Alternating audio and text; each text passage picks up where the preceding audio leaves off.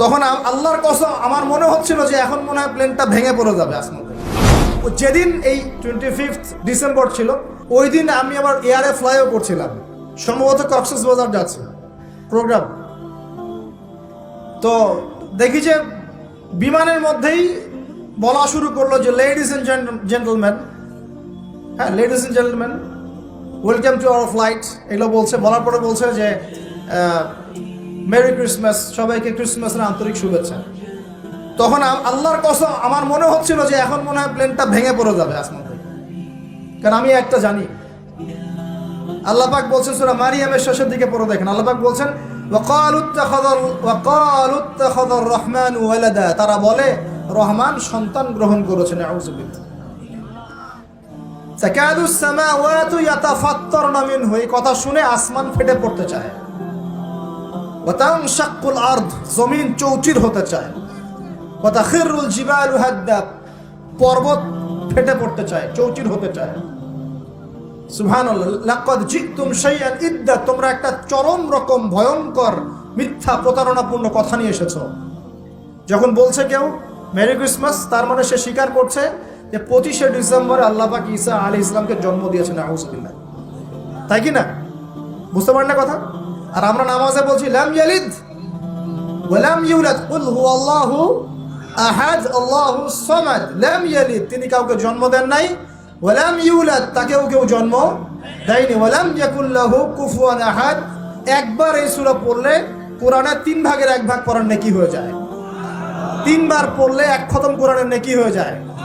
এমনি এমনি হয় না, কারণ কোরআনের 3 ভাগের 1 ভাগ হচ্ছে আল্লাহর তাওহীদ। কোরআনের 3 ভাগের 1 ভাগ কি? আল্লাহর তাওহীদ। এই যে 3 ভাগের 1 ভাগ। আর 1 ভাগ হচ্ছে হুকুম আহকাম, কি করবে কি করবে না। আর 1 ভাগ হচ্ছে হিস্ট্রি, ইতিহাস, কি হয়েছে এই পর্যন্ত বিশ্বে। কোরআন 3 ভাগে ভাগ করতে পারবেন আপনি। প্রিয় ভাইরা, এটা শিরক কিনা? এবং কোটি কোটি মানুষ কি এই শিরকে বিশ্বাস করে কিনা? এখন ওই সমাজে গিয়ে যদি আপনি বলেন সামাজিকতার খাতিরে মেনে নিচ্ছি যে এটা শিরক, তারপরে আমি আপোষ করলাম, চলবে? এখন কিছু মানুষ সামাজিকতার দোহাই দেয়। সামাজিকতা কোন সমাজে? যে সমাজ আমাকে শিরক শেখায় ওই সমাজ, যে সমাজ আমাকে হারাম খাওয়া শেখায় সেই সমাজ, যে সমাজে মানুষ বেদাতি আমল করে সেই সমাজ। কোন সমাজের পূজা করবেন? কোন সমাজের ইত্তেবা করবেন?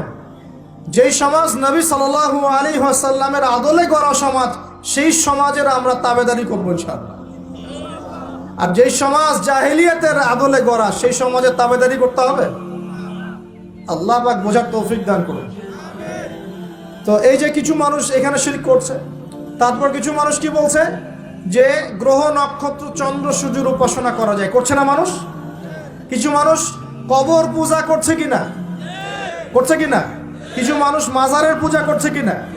কিছু মানুষ মৃত ব্যক্তির কাছে এই নজর মানত করে কিনা?